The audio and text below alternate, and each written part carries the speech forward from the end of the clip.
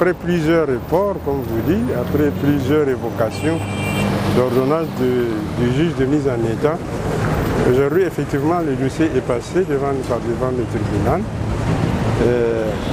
Les avocats ont abondamment plaidé et que le dossier est retenu et mis en délibéré pour le 3 juin. Mais au-delà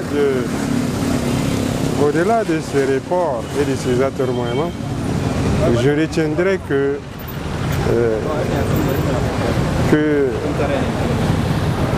Dieu nous donne raison. Parce qu'il y a eu l'avènement de l'affaire de Orano, qui a dévoilé un peu la situation des populations du Grand Nord par rapport à l'extraction de l'uranium pendant 50 ans. Aujourd'hui, il n'est un secret pour personne que la zone est totalement contaminée et que les gens sont mis en danger. Et c'est à cet effet-là que le gouvernement même a mis plusieurs comités d'experts qui sont en train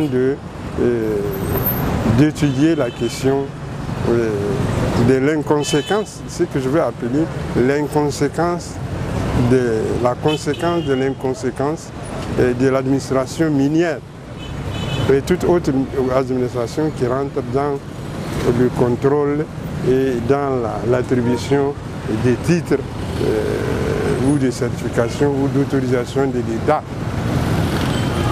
Aujourd'hui, nous avons plusieurs millions de tonnes de déchets toxiques à Arlit,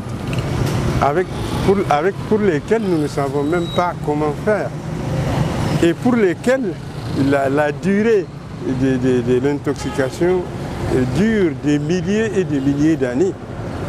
Qu'est-ce qui peut compenser cette catastrophe écologique? Il n'y a rien qui puisse le compenser. Même s'il y a des petits calculs, est-ce qu'on peut remplacer, est-ce qu'on peut payer la vie des gens jusqu'à plus de 100 000 personnes? S'il vous plaît. Ce n'est pas une chose aisée.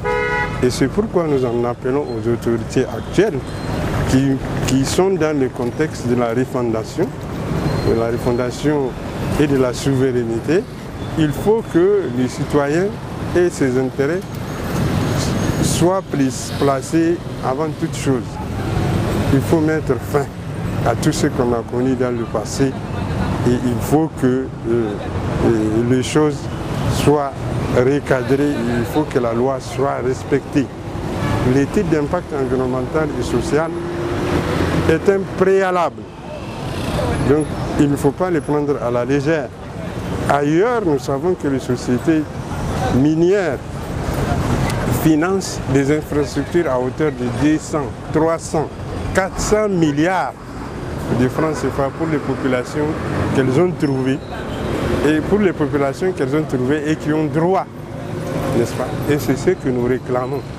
Nous réclamons la reprise d'une étude d'impact environnemental et social de la SOMIDA parce qu'elle ne l'a pas faite.